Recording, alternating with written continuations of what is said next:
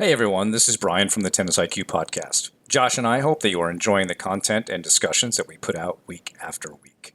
If you'd like to support the podcast and help us to continue to produce quality episodes, please visit our Patreon page at patreon.com/tennisiqpodcast/membership. Currently, we have 3 tiers of support: the fan level at $3 per month, the supporter level at $7 per month, and the champion level at $20 per month. Benefits of joining the Tennis IQ podcast community include episode transcripts, participation in book club discussions, and access to monthly masterclasses with me and Josh. For more on these benefits of support, head on over to our Patreon page at patreon.com/tennisiqpodcast/membership. Thank you so much. And now, on to the show.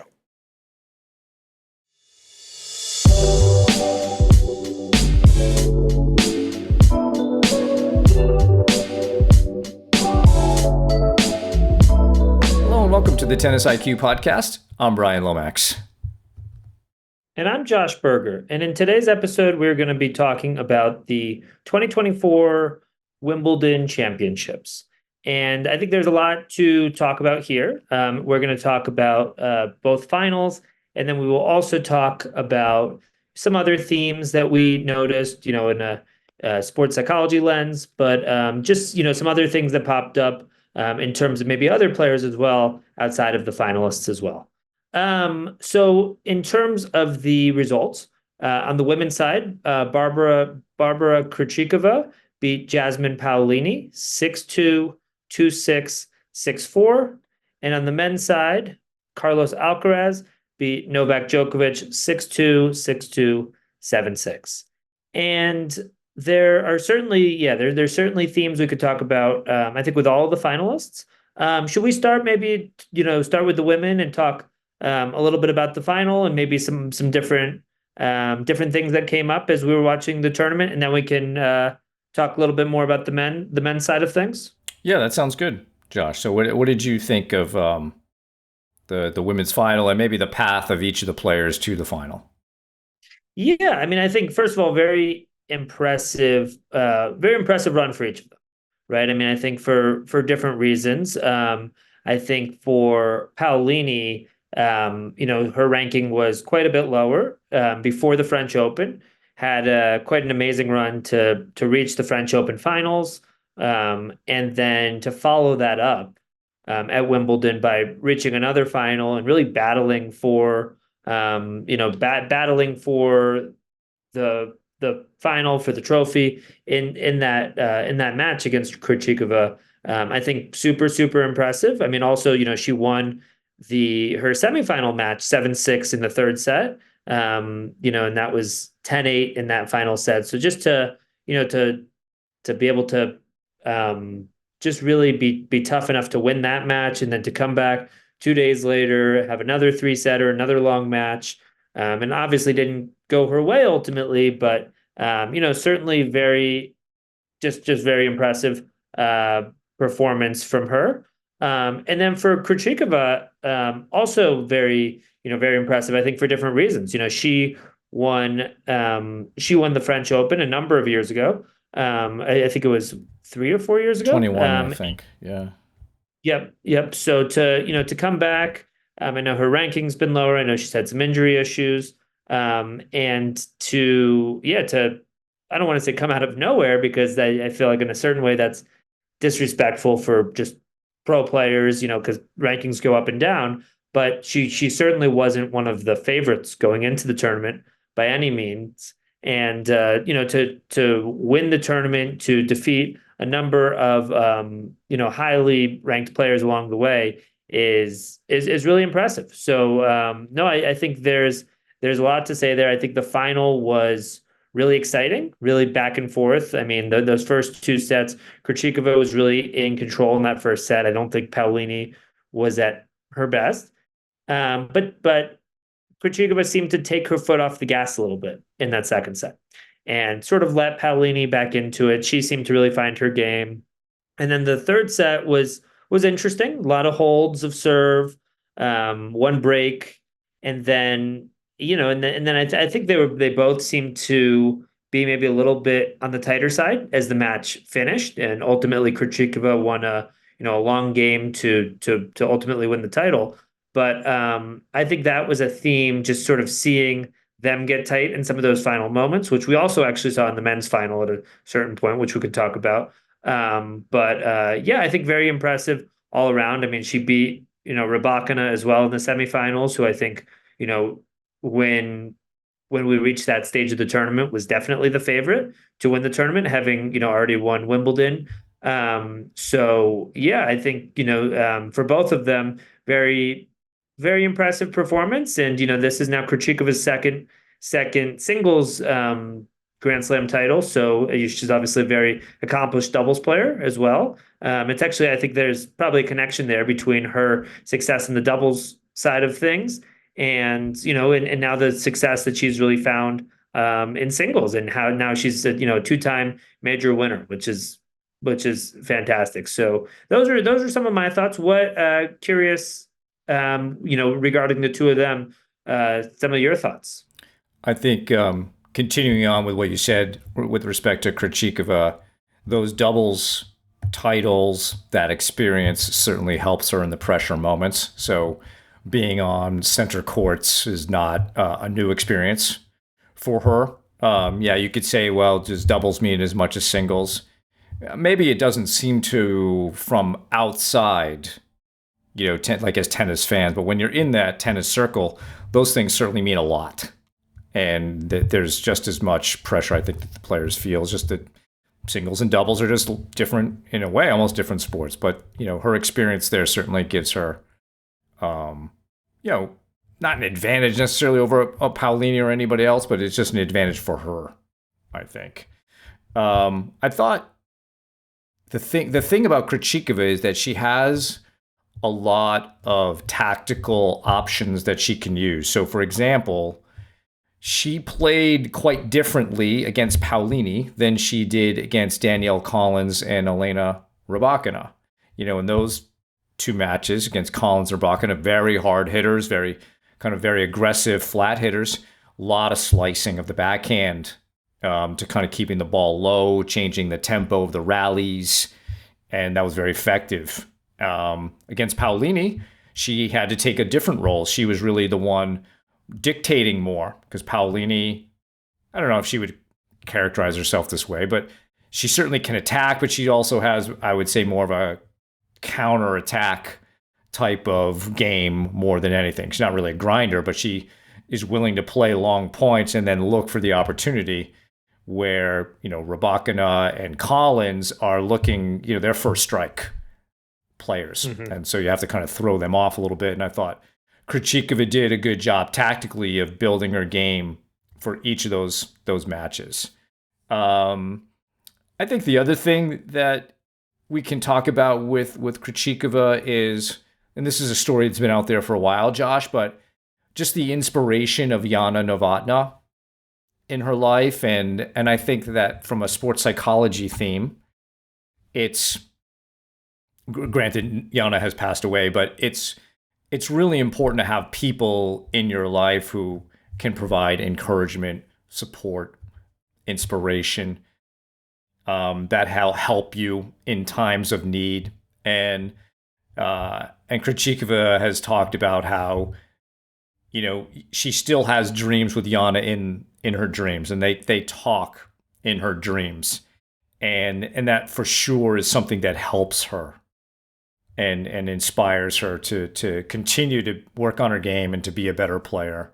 And so I thought that was important, even though, that's not necessarily a tangible thing, Josh, that like we can teach everybody to do, but for her, that's an important aspect of inspiration and motivation.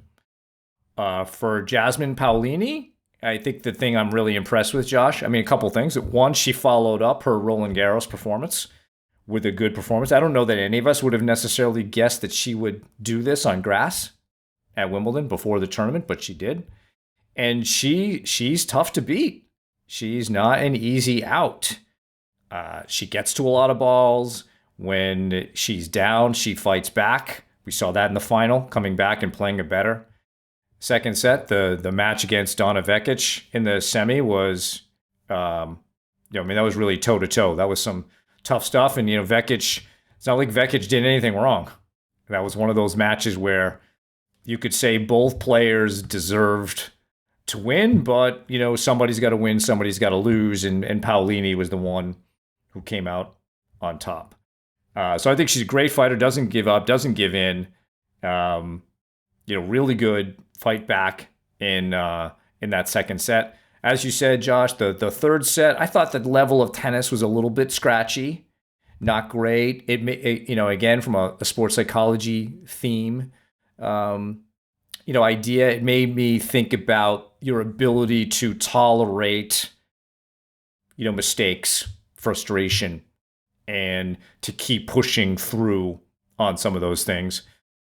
Maybe playing ugly a little bit. There was a lot of winning ugly going on in that third set.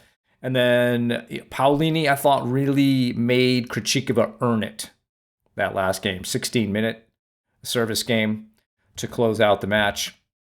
So, I know in looking at her press conference, disappointed in that moment. But again, talking about moving forward, continuing to learn.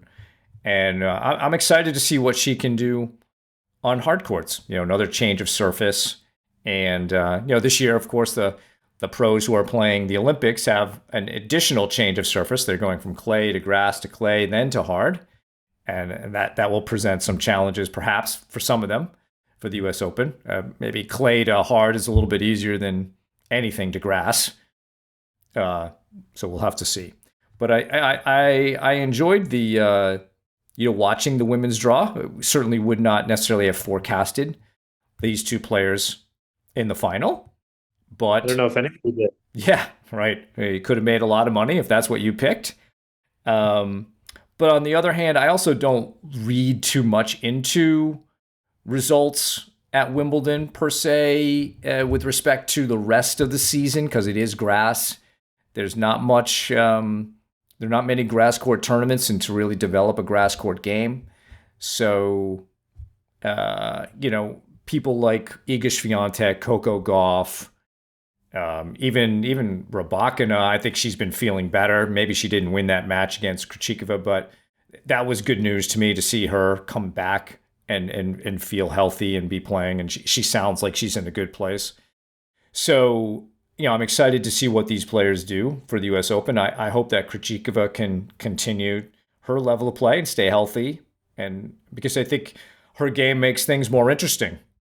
The way she plays tennis, it's a little bit obviously very different than, say, a Sabalenka and a Rybakina. A little bit different than a Swiatek and a Coco Gauff.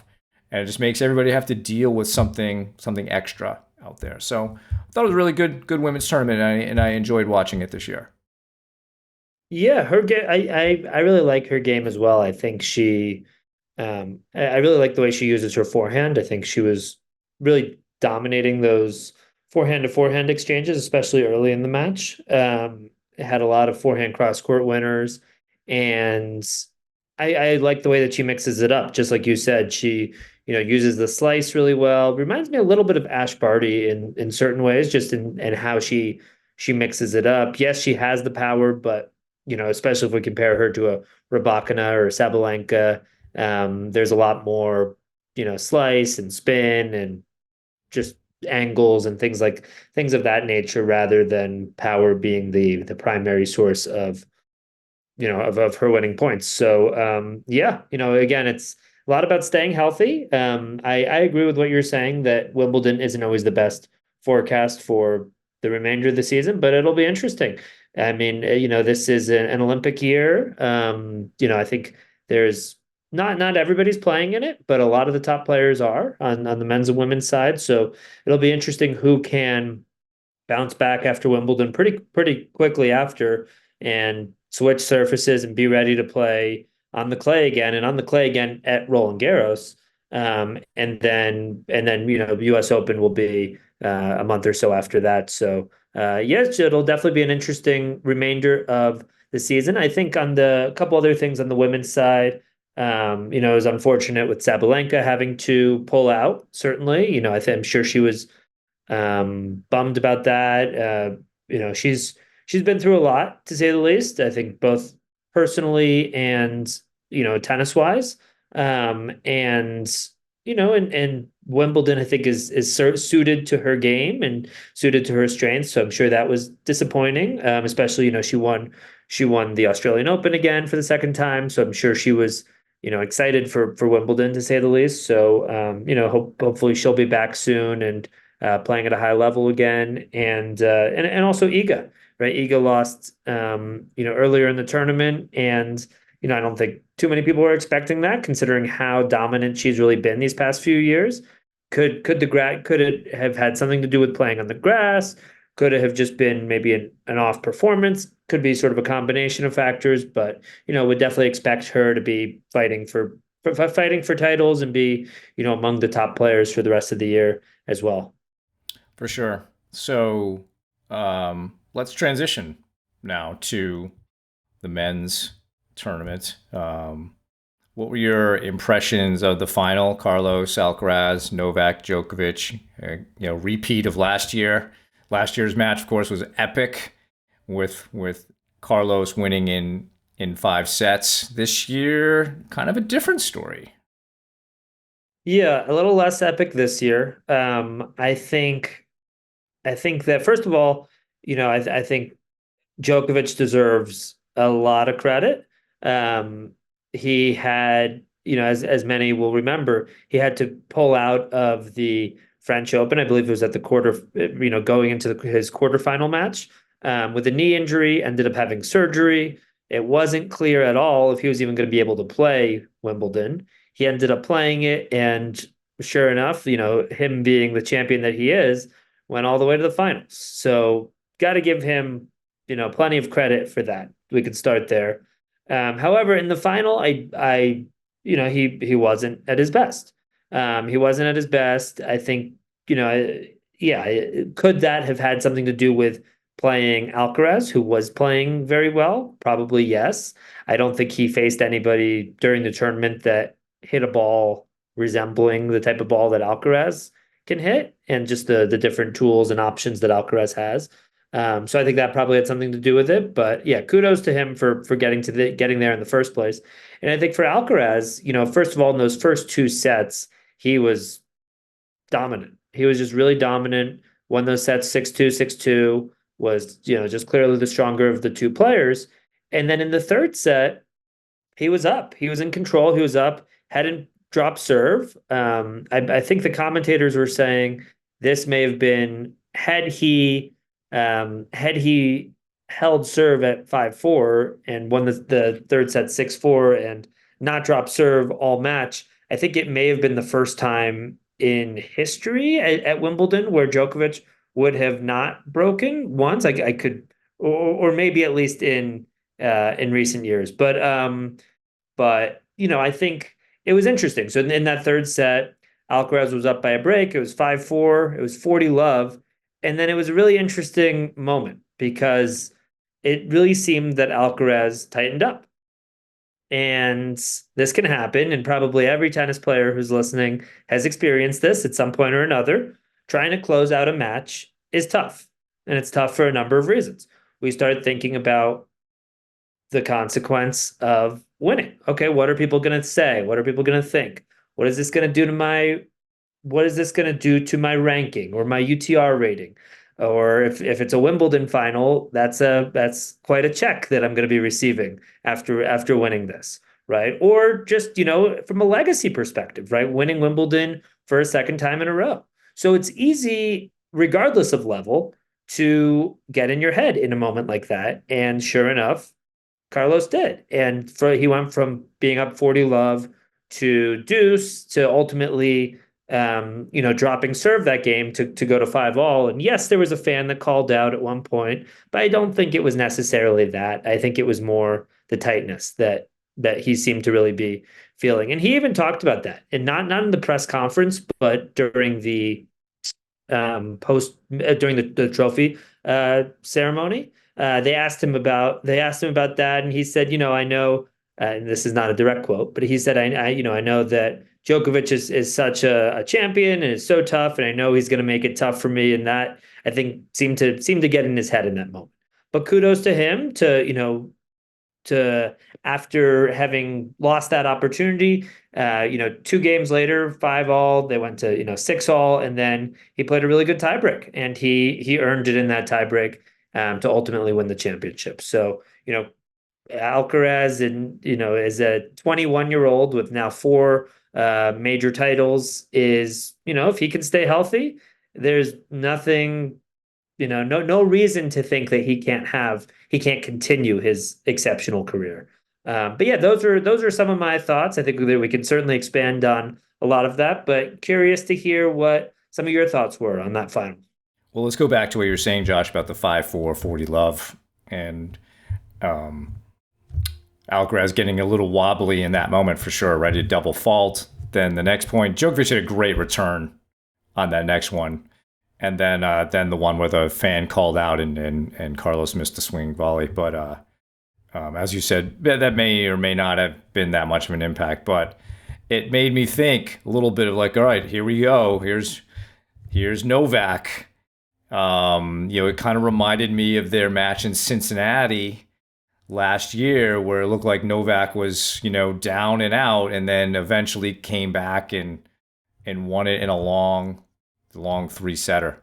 So, when you're on the flip side of that, it is never over. I mean, 6-2, 6-2, 5-4, 40 love. Certainly Novak is not likely to win that match, but his chances of winning are not 0. And just by getting it back to 5-5, he gave himself an opportunity. And credit to Alcaraz for recovering from that moment and then playing a good tiebreaker to close it out. And he deserved it. I think we'll start with Djokovic. Completely agree with you. Really, kudos to Novak for getting over the knee injury. He actually, I think, talked to Taylor Fritz, who had done something similar. Taylor Fritz actually came back even faster than Novak did, and Taylor was kind enough to share his journey and how he did that, and Novak learned from that and was able to do something similar. Probably also helped Novak that Alex de Minaur had to pull out as well, and hopefully he can be feeling healthy too, because he was having a very good tournament. And the hip is something you don't want to mess with. In terms of, Rafa Nadal would concur, I think, that that's an area of your body that you want to make sure you're taking care of. And I also thought, Josh, that Novak was extremely gracious after the match about what happened, admitting that Carlos on that day was at another level, was clearly a step better than he was. And he had nothing but positive things to say about Alcaraz and his performance. And I thought that was really great on Novak's part to show that kind of character, to say something like that. And, now Novak in some ways is becoming, not that he's old, but, sort of the elder statesman. And in some way, this is how he should be talking about the younger players and still challenging them, making them fight, making them earn everything. But when they do, giving them credit for doing such, and not maybe as players in the 80s or 90s might have complained or whined or been jerks about the whole thing. He's being very gracious, and I think I like the camaraderie that we generally see amongst the top players. And I think that was really good, and I was very happy to see that. When I think of Alcaraz's performance, he clearly saved his best match for last. It was a totally clutch performance. Oftentimes we think of being clutch as moments in a match, but this was like a clutch performance of a match. And I just wanted to clarify, what do we mean by clutch? What is a clutch performance? So I want to go just to a little bit of research on that. And I think we've talked about this paper in the past, but I think it's good to bring it up. What are the characteristics of a clutch performance? And I'll read these off, and Josh, and I think you'll agree that this is what we saw from Alcaraz. We saw complete and deliberate focus. I thought this was one of his better performances as far as that goes. Heightened awareness, intense effort, absence of negative thoughts, heightened arousal, right? So more intensity, and then automaticity of skills, right? So the really confidence in what he's doing. I thought really this was his best performance, and that's not necessarily easy to do in finals, and just completely dominant. So I was really quite impressed with his ability to do that. And then I guess the last thing I'll say about Alcaraz are with respect to some of the questions that he was fielding in the press conference, where being asked about how many Grand Slam titles do you want to win, etc. Maybe in some ways some of these questions get a bit silly because he's got 4. It's hard to project out what he might do in 10, 15 years, right? And the way he's answering that to me is in a really positive way, noting that he's hungry for more titles. He would like to be one of the greats of the game, which reminds me of LeBron James and Kobe Bryant talking about how they wanted to be, some of the greatest basketball players in the history of the sport, and that's what drove them. So I think that's driving him. And then it reminded me of a paper I read recently about the value of something called open goals versus, say, our SMART goals. SMART goals are, I think this is an episode we could do. SMART goals are a little bit more specific, time-based, etc. But open goals are more like, let's see how good I can get. And that those can be very effective ways of setting goals and looking at goal achievement. And that's what I'm hearing from him, Josh, that it's a lot more about learning than it is about, counting number of Grand Slam titles. More about this journey. Let's see how good I can actually get. Yes, I would like to be one of the greatest players in history. I'm hungry. So I think those are all really positive ways of looking at your career. And it was good to hear Carlos talking that way after the final. Absolutely. Absolutely. Now, not only is Alcaraz a 4-time major champion, he has started off his career 4-0 in finals, which is not an easy feat. I think there's something to be said for the fact that he has been, as still a very young player, has been in these high pressure moments and has by and large really been successful in those moments. 2 of those 4 finals against Novak, of course. So, and we can think about other champions where it took them a little bit longer. People like Andy Murray and Andre Agassi. I think you mentioned Ivan Lendl as well. Took him a bit longer. And, that is also normal, right? It's probably more expected when you're reaching this high level for the first time.